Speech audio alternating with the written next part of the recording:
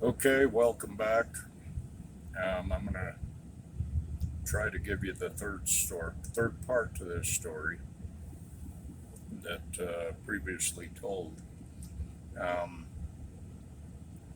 not sure exactly what year it was.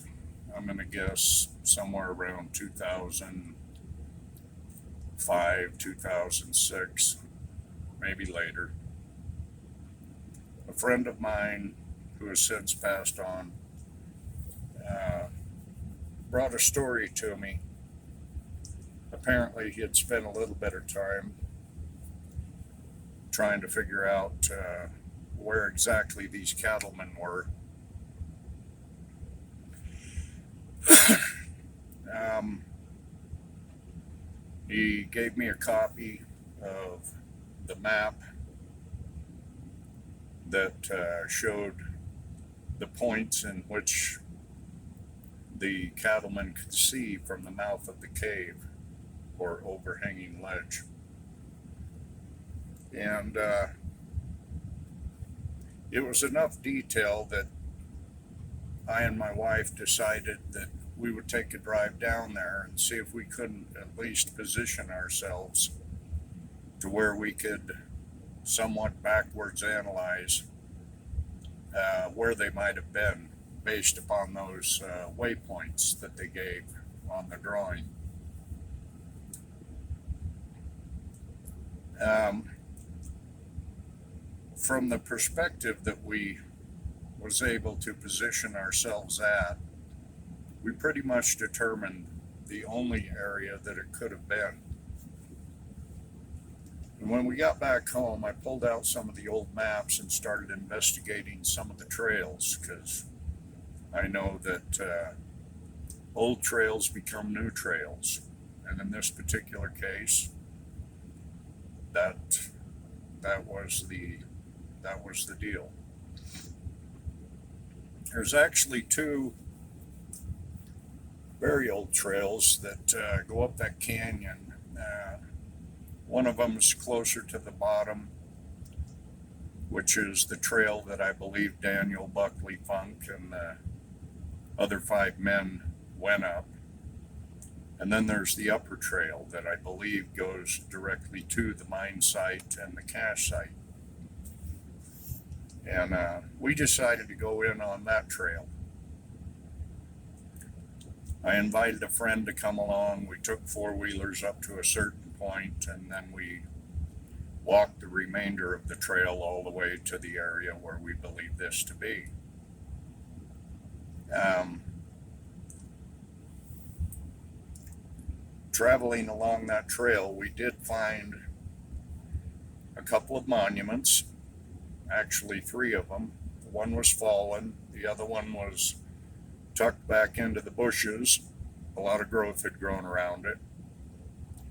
And the third one was a little unusual. I'll see if I can insert some photos.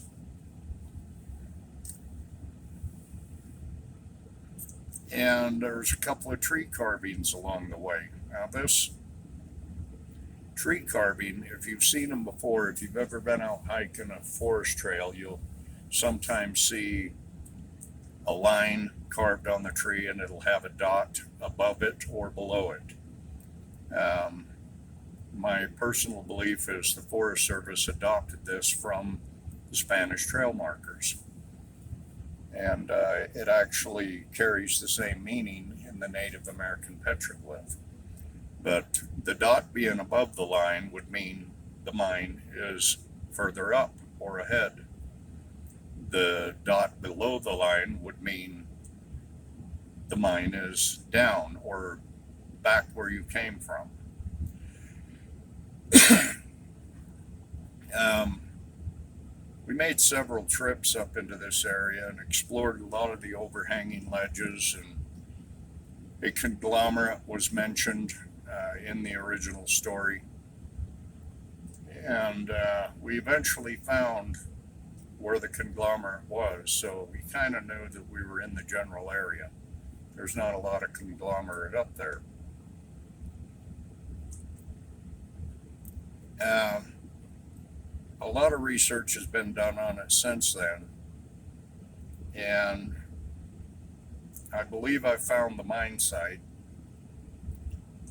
We have yet to go back and investigate it closer,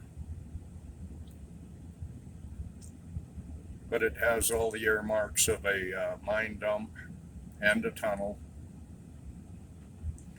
Not too far away from this point as you're traveling up to that site. In our first expedition, we crossed over what we're pretty sure was a silver vein. The evidence on the ground pretty much showed that.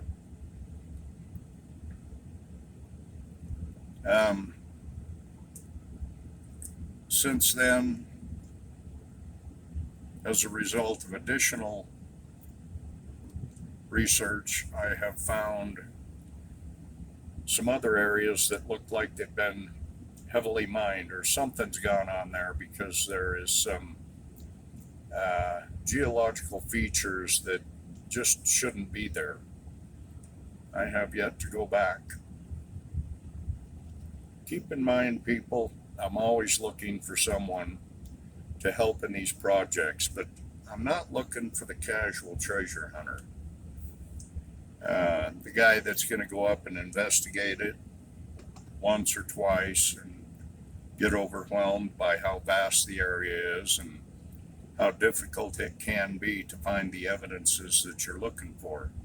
I'm looking for that guy who can dedicate some time to it, who's serious about what he's doing. I've got projects I've been working on for over 20 years, and I still haven't shelved them. I'm still seeing what more we can learn about the sites.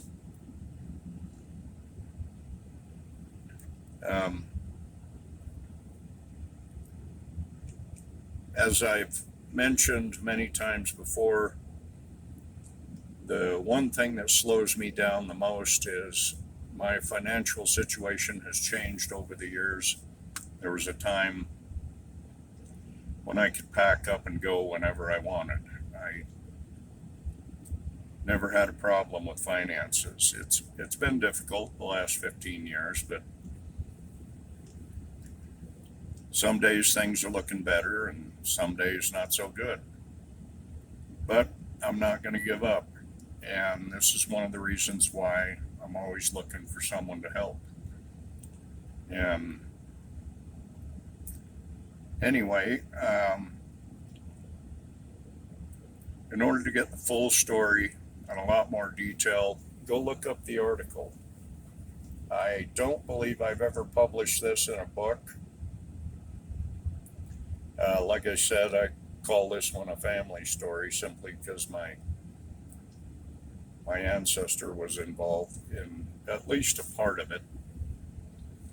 There's a lot of neat things up above Fillmore and Kanosh, and I've been working on these things for years, and there's a lot of things I'd like to get back up there and check out. Anyway, once again, thanks for watching. Thanks for your support. Don't forget to like and share.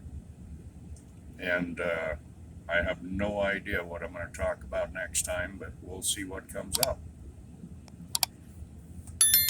Have a good day.